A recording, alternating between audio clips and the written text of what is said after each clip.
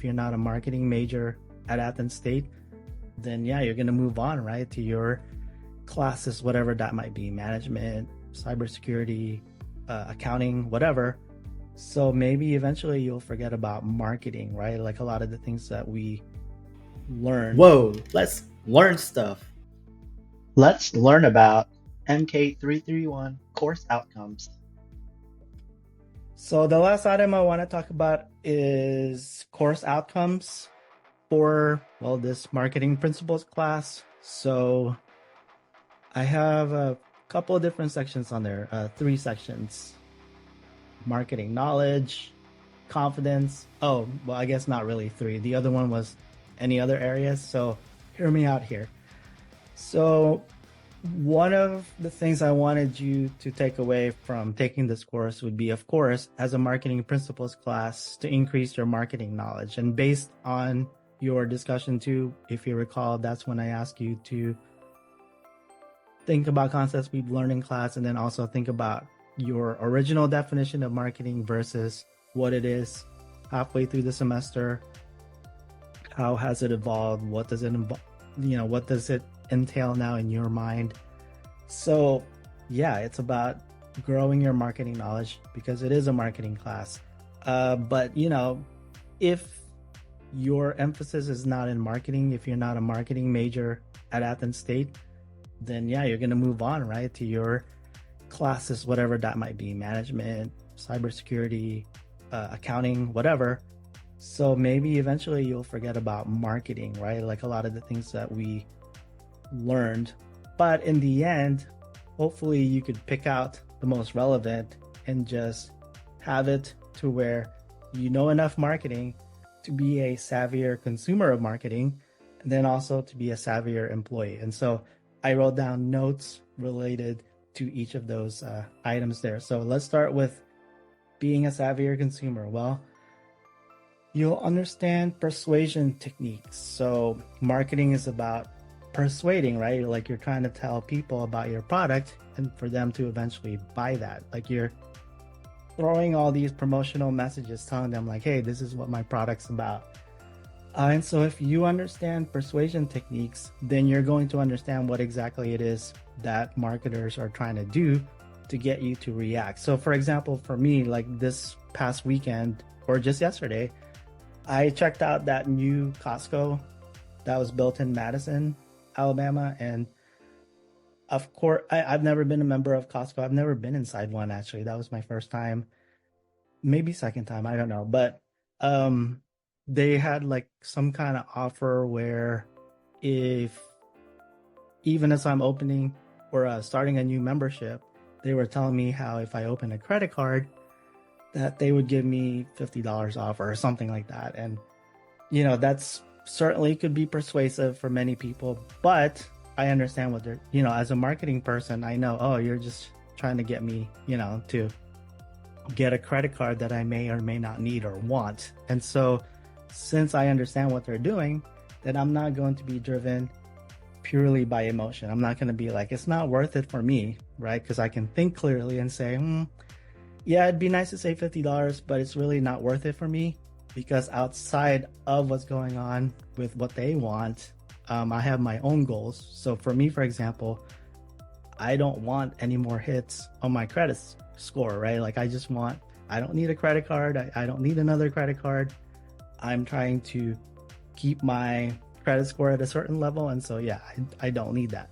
So that's just kind of one example there. And so if you can look at a marketing message and think, then that only makes you a savvier consumer because you're not going to fall for whatever it is they're trying to get you to do without thinking about it first. Like there's something to impulse buying, right? So that's that.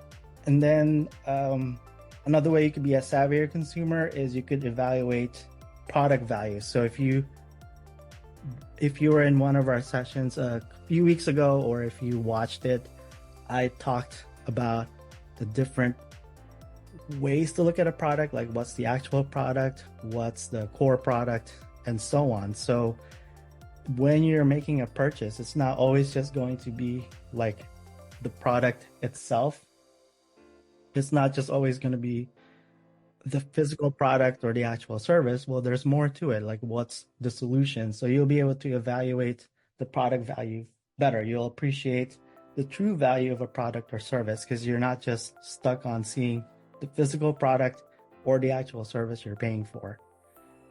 And then you're going to be able to analyze brand strategy. So it kind of goes along with the persuasion technique. So now, hopefully, when you look at a commercial or when you see some kind of marketing message out there, whether it's a billboard or a point of sale display, or even how something is packaged and whatever words are in that packaging, you will be able to analyze their strategy and say, okay, what are they trying to do here? Are they trying to inform me? Are they trying to persuade me?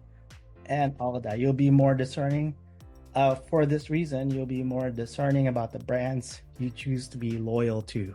So if you don't necessarily, if you can figure out pretty quickly that you don't really like to be manipulated that way, then maybe you won't be so inclined to support a brand that you always have, because now you can see right through them, right? So that's that aspect, being a savvier consumer of marketing. And then savvier employee, well, I got 4 items there. So marketing is about being able to persuade others, right? And so if you have learned those concepts in this class, then you can convey your ideas more clearly and persuasively. You'll be able to create messages, or you'll be able to be strategic in how you want to influence others to act on your behalf or whatever. You could also improve your strategic mindset, right? Many of you mentioned when learning about marketing that you didn't realize just how much strategy went behind even just something as simple as a commercial, right?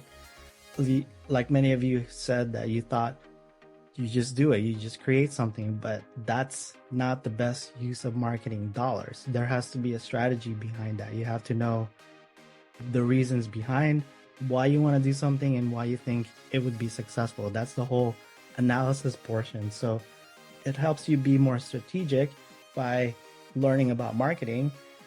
So that makes you a better employee. And then you have more empathy for customer facing roles in the organization. So because marketing is a business role, whether or not you work directly in marketing within your business, you're going to have that greater appreciation. As I put on here, you're going to realize just how important it is to focus on your customers' needs. And so you might, you'll be, with that empathy, I guess you'll be able to support your colleagues, or maybe you'll even want to get into a career that's more in line with that potentially.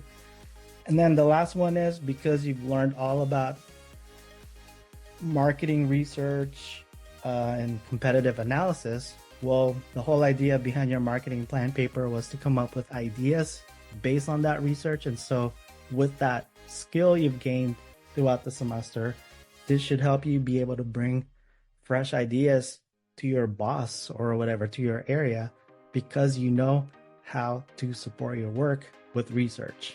So again, the thing I've been talking about the last few minutes is how in this class, with your marketing knowledge, you could be a savvier consumer of marketing and a savvier employee. So with that said, that brings me to my last point. The other thing that I wanted as a course outcome here is confidence. So I mentioned this earlier. We talked about this at the beginning of, or earlier in this video, earlier this evening. I talked about how, when I first presented this project to you all, this marketing plan paper. So think back the first week of classes, second week of classes, when you realize that you have this huge paper. So I gave you a template that was already 10 pages long, and I showed you student examples of work that was 15, 20, 25 pages, maybe more. And a lot of you have mentioned, and this semester and also in the past, that just induces panic, and you're like, what? I'm never going to be able to do this. But in the end, look at you, week number 14, right? You have your assignment 8, and many of your papers, it's like from 10 to 20, 25 pages, which, did you think you had that in you, right? So now you have the confidence to write an academic paper. Now you know how to tackle a big project by breaking them up into smaller chunks, because really that's going to be the case for many things in life. If there's a big project, big problem, big whatever, just break them up in small chunks and just start approaching it that way and you'll get it done. And then the other part I wanted you all to take away from the course is to appreciate the process. So you'll never be ready, right? So just go for it. Whatever it is that you're trying to complete, whatever it is you want to get started. Many people say, "Oh, I'll start on it once I'm ready." Well, that might never come, or you'll never totally feel like you're ready. So just go for it, because in the end, you'll be able to accomplish that goal, especially if you take this big project into smaller chunks, like break them up, and then especially if you can appreciate the process instead of worrying about the outcome. And then another important aspect there would be to know that it's okay to make mistakes. That's how you learn.